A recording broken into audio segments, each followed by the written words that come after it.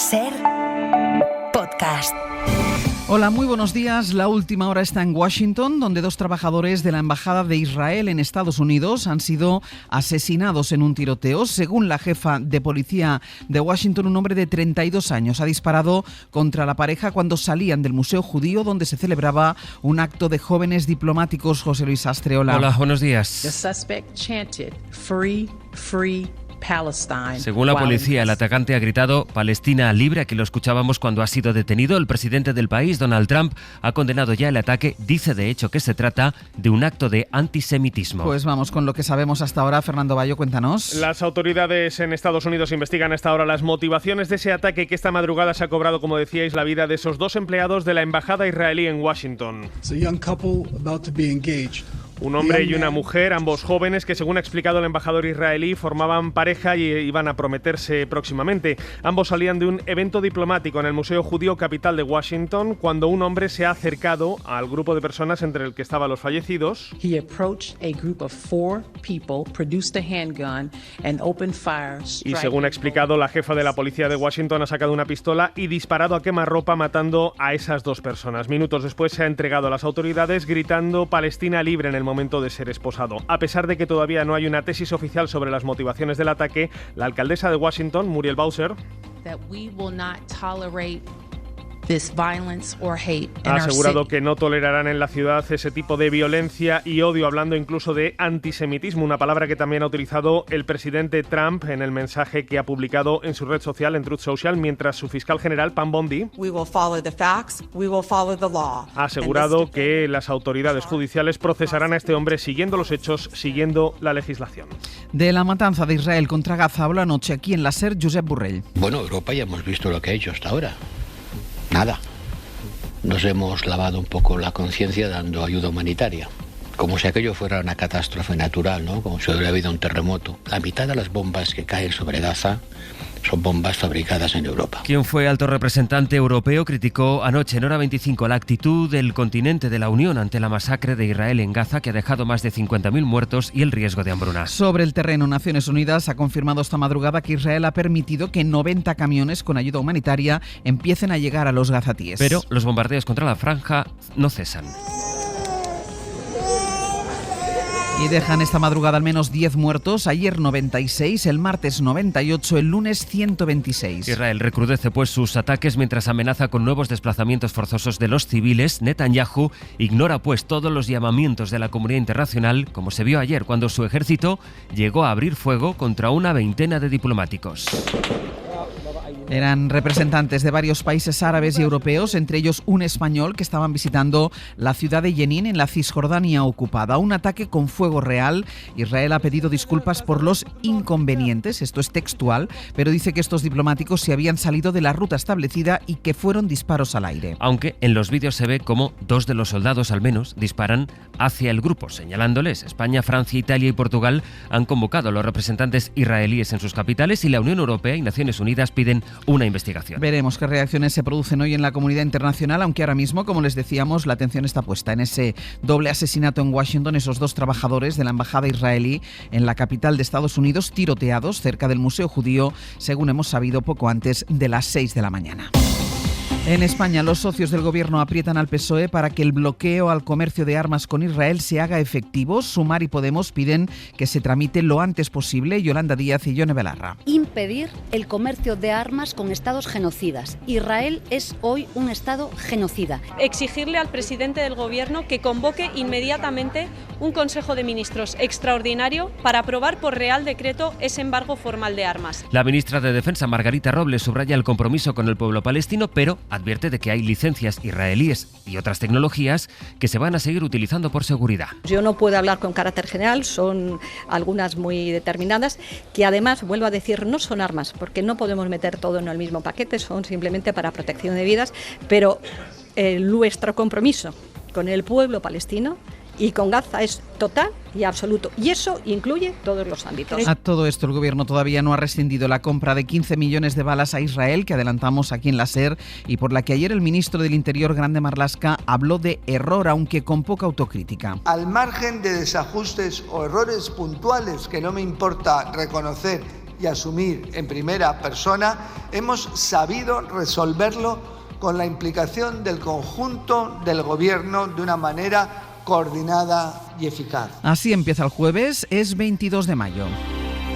Además de en la comparecencia de Marlaska, la situación en la franja volvió ayer al Congreso, a la sesión de control, donde el PP acusó al Gobierno de utilizarlo como una nueva cortina de humo. Feijóo después sí se alineó con el resto de la derecha europea, cada vez más crítica con Israel, abriéndose incluso a sancionar a Tel Aviv. Es evidente que el Gobierno israelí debe de cesar sus actividades militares en contra de la población civil y facilitar la entrada de ayuda humanitaria. Pero no olvidemos, el principal problema y la causa de este conflicto es una organización terrorista Hamás, que utiliza al pueblo palestino de escudo para conseguir sus fines. Junts per Catalunya se escora más a la derecha en materia migratoria para evitar una sangría de votos hacia el partido xenófobo independentista de Alianza Catalana. Según ha podido saber la cadena SER, el partido se plantea prohibir el uso del burka y del niqab, la prenda islámica que llevan algunas mujeres en los espacios públicos.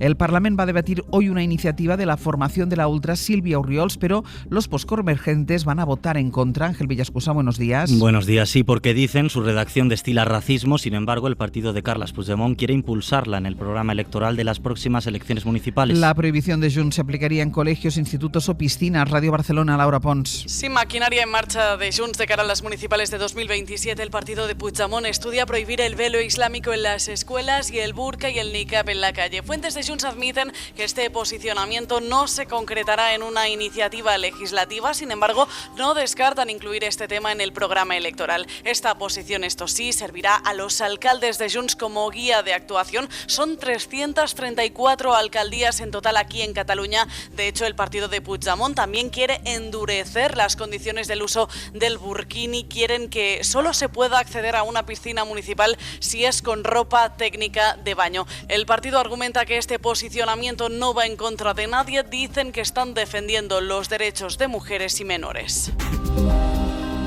7 meses después de la Dana, el presidente de la Comunitat Valenciana, Carlos Mazón, sigue sin reunirse con las asociaciones de las víctimas, aduciendo que sí lo ha hecho en privado con algunas de ellas. La puesta de posición es permanente.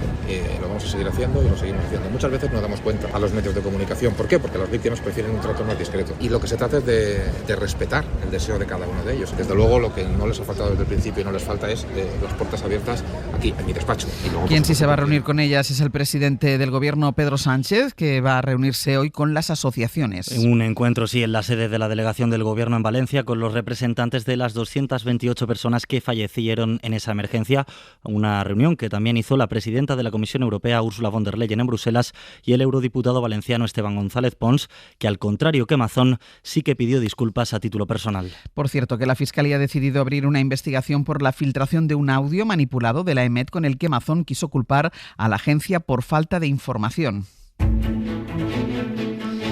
Sobre otra investigación judicial que sigue abierta y que ha estado en el centro de la agenda política, el caso Ábalos, la Miss, que fue presuntamente contratada por una empresa vinculada al Ministerio de Trabajo, ha confirmado ante el juez que le pidió, sí, un puesto de trabajo. Claudia Montes, que había sido Miss Asturias, ha negado que tuviese una relación con el ministro, pero que Koldo García, dice, sí le exigía vídeos y fotos de carácter sexual. Miguel Ángel Campos. Claudia Montes testificó que conoció a Ábalos en un mitin y que pasado un tiempo y tras contactar en redes le pidió ayuda. El ministro la derivó a Koldo y la contrataron en la empresa pública. Dijo, al contrario de lo que declaró Jessica, que sí cumplió con su trabajo y que en ningún momento mantuvo relaciones íntimas con Ábalos. Claudia Montes añadió que cree que la exmujer de Koldo, Patricia Uriz, falseó su currículum en Logitrail y entre lágrimas manifestó que Koldo llegó a pedirle vídeos y fotos obscenas. El juez también tomó declaración como testigo al exjefe de gabinete de Reyes Maroto en Industria, Ignacio Díaz Vidart,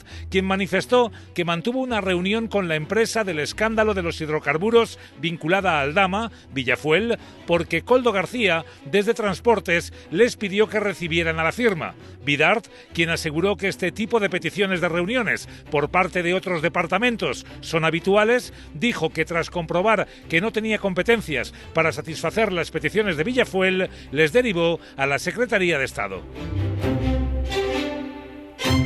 El número de menores que ve pornografía sigue aumentando. El 98% de los chicos de entre 16 y 18 años ve porno de forma habitual. Sí, frente al 78% de las chicas, que es una cifra muy alta, pero no tanto. Según el Ministerio de Igualdad, la edad media a la que tienen acceso en ambos sexos son los 10 años. Con el debate todavía abierto sobre cómo prohibir el acceso a los menores, el Ministerio ha presentado una guía para que las familias y los profesores aborden el tema con ellos. Mariola Lourido. El 70% de los adolescentes ha visto porno en el último mes. El primer contacto es de media a los 10 años, pero 1 de cada 20 ve porno ya a los 8. Y hay otros datos preocupantes, resalta la delegada contra la violencia de género, Carmen Martínez. A partir de los 16 años, más del 98% de los chicos y el 78% de las chicas acuden buscando activamente pornografía en Internet. La mitad imita escenas de porno en sus relaciones y para un tercio es su única fuente de información sexual. Las chicas llegan a normalizar pues que para ellas su papel en la sexualidad tiene que ser pasivo, tiene que ser de sumisión, tiene que ser de complacencia, tiene que ser incluso de soportar la violencia. Igualdad ha publicado la guía Andrea para profesionales y familias para que empiecen a hablar con los menores del problema con preguntas como ¿ves porno porque es lo normal? ¿Porque lo hacen los demás? ¿Porque te interesa?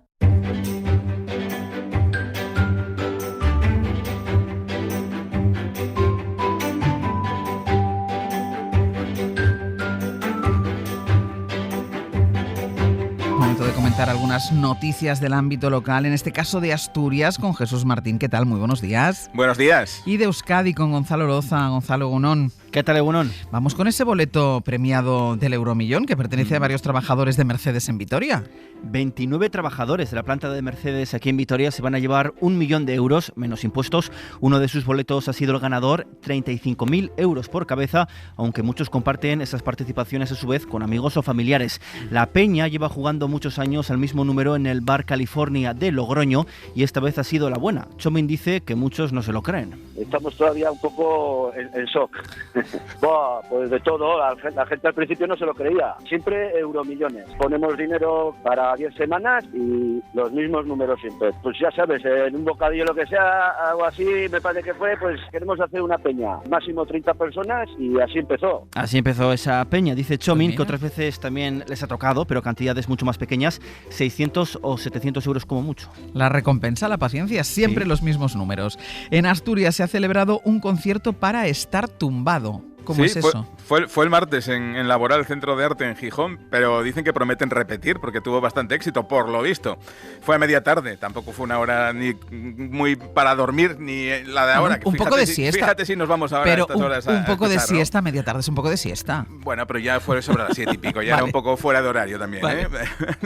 Era música contemporánea, flauta travesera, y lo que se proponía era reflexionar sobre nuevas estrategias para atraer público a los conciertos y explorar, dicen ellos, las sensaciones de los intérpretes al actuar sin ser el centro de atención, claro, porque cada uno está mirando para donde quiere, ¿no? Para el cielo normalmente o para el techo de Laboral. ¿Pero los tumbados son los músicos o el público? El público, vale, pero claro, estando tumbado no ves a los músicos, por eso dice que los músicos se ven un poco como tocando, pero en fin, para nadie, ¿no?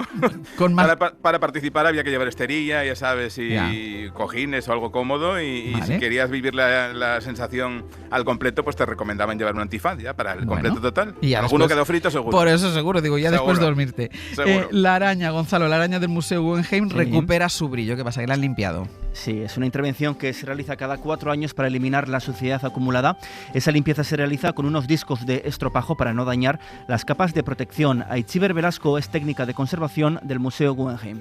Le afecta la lluvia, las inclemencias del tiempo, la suciedad del tráfico rodado y bueno, pues también que al final es una escultura que está accesible al público, un punto muy importante de nuestra colección donde mucha gente se saca fotos y se acerca. El mantenimiento de Mamam, así se llama la escultura, incluye la limpieza del bronce y de los huevos de mármol que están bajo la escultura, usando productos específicos como una resina acrílica y una cera microcristalina que protegen la superficie frente a la lluvia y a la humedad, muy típicas de aquí de Bilbao. Y que queda como nueva. Pues Jesús Gonzalo, gracias. A vosotros, hasta luego.